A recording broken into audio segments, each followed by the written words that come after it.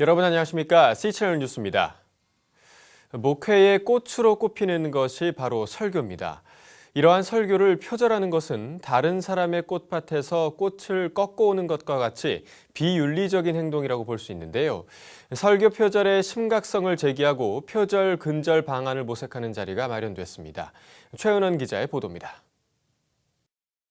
기독교 윤리실천운동이 지난 2007년 교역자 363명을 대상으로 실시한 설교문 작성 실태 및 의식조사에서 응답자 중 43%가 타인의 설교를 그대로 사용한 경험이 있다고 답변한 것으로 나타났습니다. 절반에 가까운 상당수의 목회자들이 설교 표절을 하고 있는 것입니다. 인터넷과 미디어의 발달로 교회 홈페이지 등이 활성화되면서 목회자의 설교 표절 문제는 더욱 심각해질 것이라는 전망도 제기됐습니다. 한국교회 목회자윤리위원회 정주채 목사는 인터넷 문화의 발달로 설교 표절과 도용이 더욱 쉬워졌다며 예배 현장의 설교들을 그대로 녹취해 올리는 인터넷 사이트도 10곳이 넘는다고 전했습니다. 설교 표절은 교회 간 분란의 원인이 될 수 있고 목회자의 윤리성 문제와 직결되는 만큼 이에 대한 해결책이 간구돼야 될 것으로 보입니다. 최근 한국 기독교 목회자 협의 회의는 목회자와 교계 관계자 50여 명이 참석한 가운데 설교 표절의 정확한 기준을 찾고 표절 문제를 어떻게 극복할지 논의하는 시간을 가졌습니다. 설교는 논문과 다르게 기준이 불명확해 목회자들이 표절의 정도와 범위를 파악하기 어려웠던 것도 사실입니다. 이에 세미나에 참여한 목회자들은 표절 여부를 결정짓는 가장 큰 기준으로 주체성과 묵상을 꼽았습니다. 문제가 되는 것은 처음부터 베끼기로 작심하고 시작하는 것입니다. 대지를 가져오든지 내용을 통째로 가져오든지 출처를 밝히지도 않고 남의 설교를 사용하는 것은 명백한 도용입니다. 또한 설교를 위한 교육의 부재가 설교 표절의 가장 큰 원인이라고 지목하며 교단 차원에서 신학교의 목회 커리큘럼과 교육 방식을 근본적으로 제고해야 한다는 의견을 제기했습니다. 표절 문제의 근본적인 대안은 결국 훈련된 설교자를 배출하는 것이거든요. 사실 자신이 훈련이 잘 되어 있으면 다른 사람 것을 표절할 이유도 없고 그럴 필요도 없죠. 특히 교육 현장에서 설교를 위해 세분화되고 특화된 교육 과정을 개발할 것과 각 교회에서 설교 전문가를 초청해 말씀을 전하는 방안 등이 제안됐습니다. 진리의 말씀을 전하는 고귀한 사역인 설교, 깊은 말씀 묵상과 기도 가운데 준비된 설교만이 구원을 향한 하나님의 진리를 온전히 전할 수 있을 것입니다. C채널 뉴스 최은원입니다. 대한예수교장로회 백석과 성경총회가 교단 통합을 선언하고 갈라진 교회가 다시 연합하는 것이 하나님의 뜻이라고 밝혔습니다. 예장 백석과 성경총회 임원들은 지난 2일 교단 통합 선언식을 갖고 양측 통합전권위원회가 교단 내 의견 수렴을 통해 작성한 통합선언문에 서명했습니다. 통합한 교단의 명칭은 예장 백석으로 결정됐으며 헌법과 회기도 백석총회의 것을 따르기로 했습니다. 성경총회 측 전 총회장들과 산하노회는 그대로 인정하기로 했습니다. 양 교단은 이날 통합식에서 앞으로도 교단 통합운동을 전개할 것이며 영혼 구원 사역과 세계 선교에 힘쓰겠다고 밝혔습니다. 한편 예장 백석총회는 지난 5월과 9월 각각 예장 개혁 장지동 측 그리고 광주 측과 통합한 이후 이번 성경총회와의 통합함에 따라 소속 교회가 5,300여 곳으로 증가했습니다.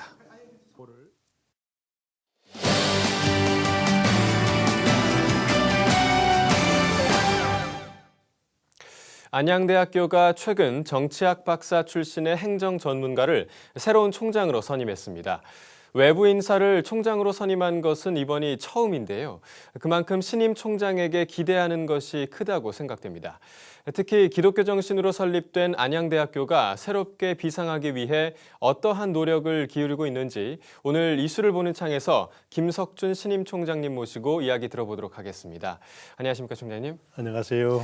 네, 먼저 이 신임 총장이 되신 소감을 한 말씀 부탁드리겠습니다. 우선 하나님께 감사드립니다. 하나님께서 66년 전에 만드셨던 대한신학교가 모태가 되어서 오늘의 안양대학교가 되었습니다. 이러한 큰 교육기관을 부족한 저에게 그 책임을 맡겨주신 것에 대해서 우선 어깨가 상당히 무겁습니다. 예. 그러면서 하나님께서 우리에게 주신 능력을 최대한 발휘해서 66년간 이어왔던 그러한 정통을 창조적으로 개성하고 또 시대와 이 세계가 안양대학교에 요청하고 있는 그러한 수요를 충분히 감안해서 새롭게 힘차게 도약하는 학교, 그리고 또 앞으로 새롭게 출발하는 그러한 학교를 만들겠다 하는 그러한 생각을 가지고 지금 총장에 임하고 있습니다. 네. 앞서도 제가 말씀드렸지만 개교 이래 처음으로 외부 인사를 이제 안양대학교 총장으로 선임을 네. 했습니다. 네. 그만큼 많은 기대를 걸고 있다라는 게 네. 느껴지는데요. 어떠한 총장이 되겠다라는 그런 포부가 있으신가요? 제가 안양대학교 총장이 된 것은 오로지 하나님께서 인도하신 걸로 저는 생각합니다. 네.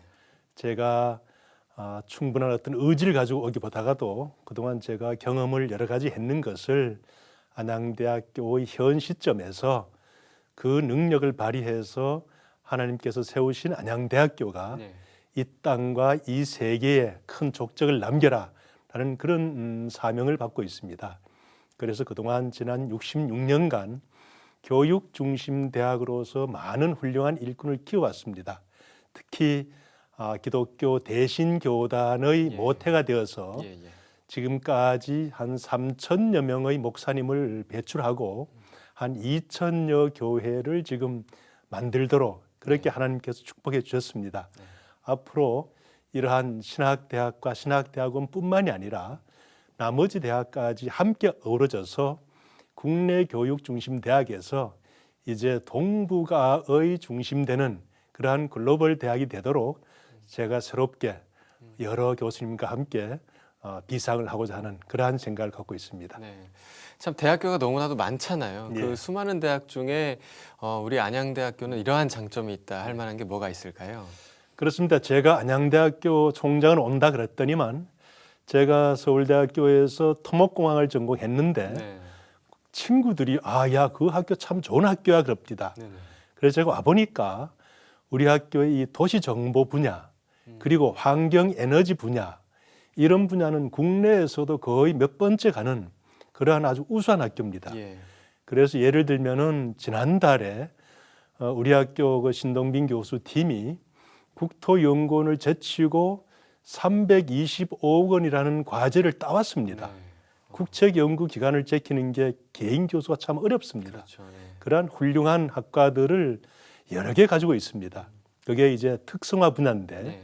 그래서 이 도시정보 분야 그리고 환경에너지 분야, 관광경영 분야, 또 화장품 발명 디자인학과 네.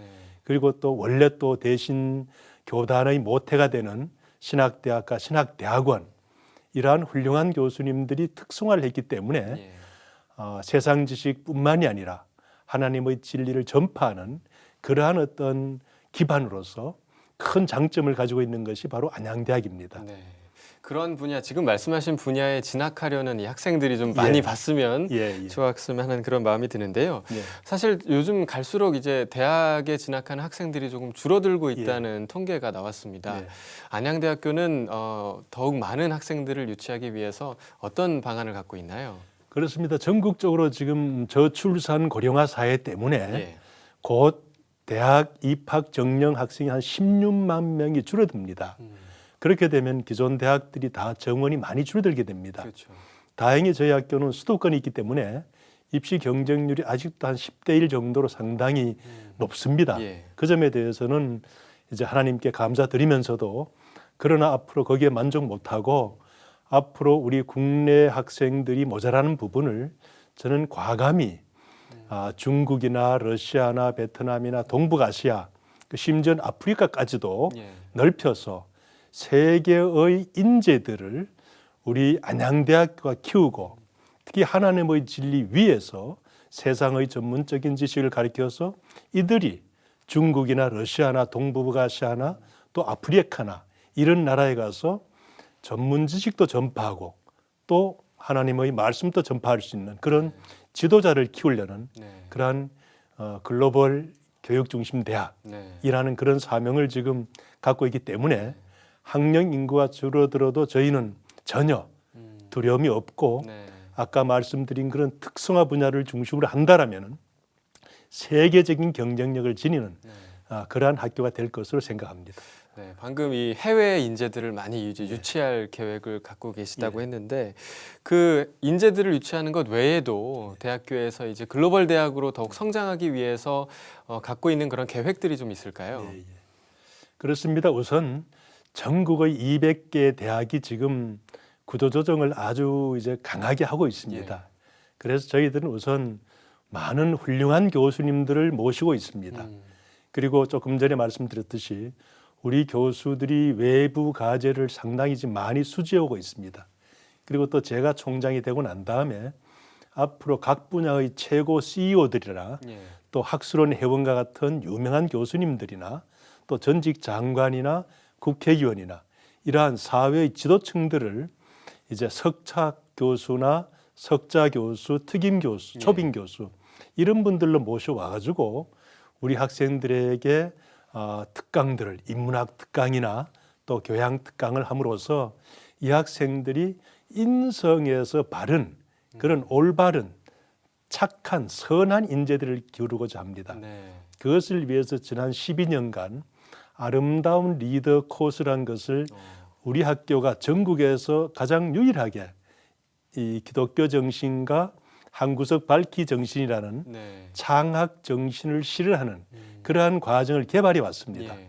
그 사람들이 방학 때는 미국이나 또한 유럽이나 이런 데 가서 이제 지도자 교육을 받아왔고 또 안양대학교가 유일하게 이 마젤란 프로그램이라는 게 있는데 예. 전 세계 유명한 12개 나라에서 32개 대학들이 가입해 있는 그러한 국제 학생 교류 프로그램이 있습니다. 네.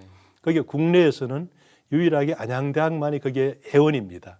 그래서 안양대학에 들어온 학생들은 그 과정도 활용해서 네. 전 세계로 뻗어갈 수 있는 그러한 교육을 충분히 받을 수 있을 겁니다. 네. 아무래도 이 기독교 정신으로 설립된 학교다 보니까 물론 신학과도 있고 하겠지만 일반적인 학생들에게 그 기독교 정신을 좀 어떻게 전하고 있나요? 그렇습니다. 저희들 전교생들을 대상으로 우선 교양 과목으로서 기독교에 대한 과목 예. 그리고 또 채플 훈련 예. 이러한 신앙에 대한 교육과 훈련뿐만이 아니고 아름다운 리더라는 인성교육 중심의 교양 교육을 강조하고 있습니다. 예.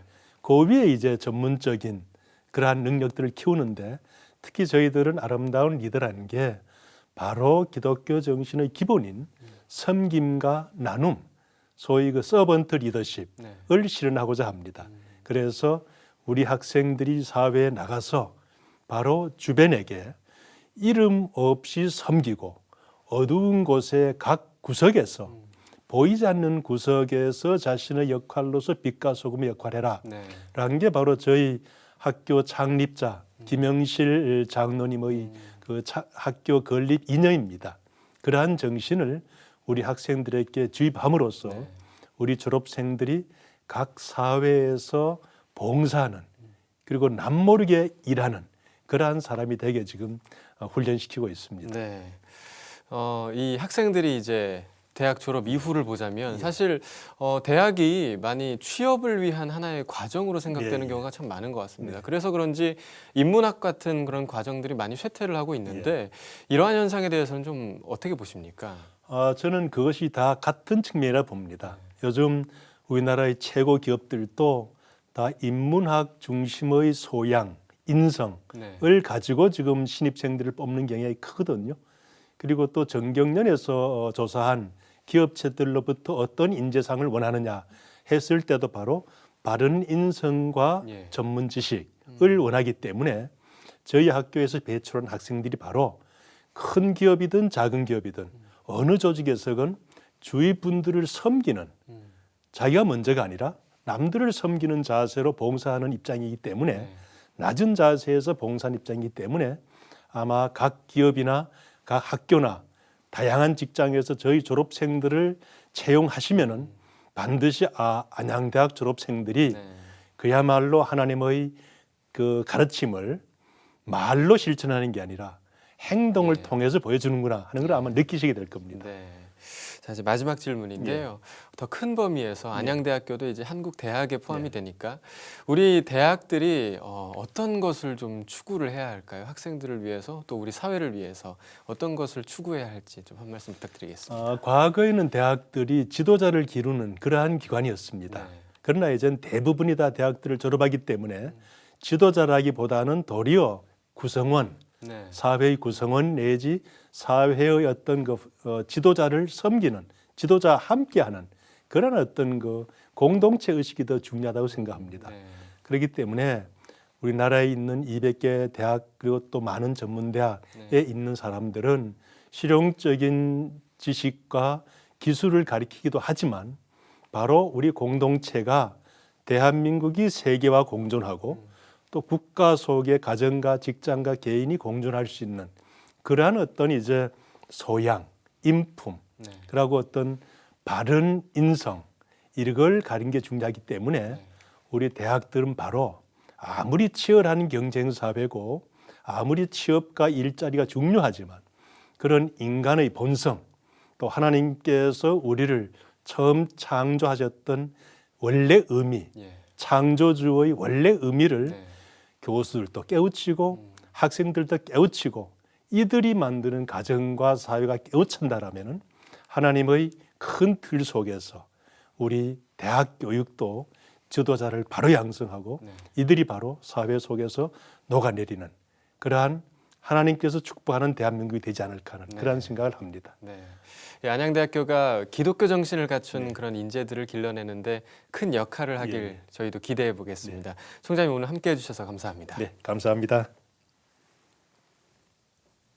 이어서 날씨를 전해드립니다. 날씨입니다. 비구름이 대부분 지나가면서 다시 갠 하늘을 볼 수 있겠습니다. 오전 시간 강원도를 끝으로 비는 대부분 그치겠고 전국이 대체로 맑겠습니다. 기온도 다시 오르면서 일교차가 10도 안팎으로 크게 벌어지겠습니다. 건강관리에 유의하셔야겠습니다. 아침 기온은 서울 18도, 광주 20도, 낮 최고 기온은 서울 28도, 대구 31도를 기록하겠습니다. 바다의 물결은 서해 먼바다와 제주도 전해상에서 1에서 2m, 동해 중부 먼바다에서는 1.5에서 2.5m를 일겠습니다. 주간 날씨입니다. 금요일부터 추석 연휴 동안에도 30도 안팎의 더위가 이어지겠습니다. 일교차도 많이 벌어지겠고 내륙 일부에는 소나기가 오는 곳도 있겠습니다. 뉴스를 마칩니다. 시청해주신 여러분 고맙습니다.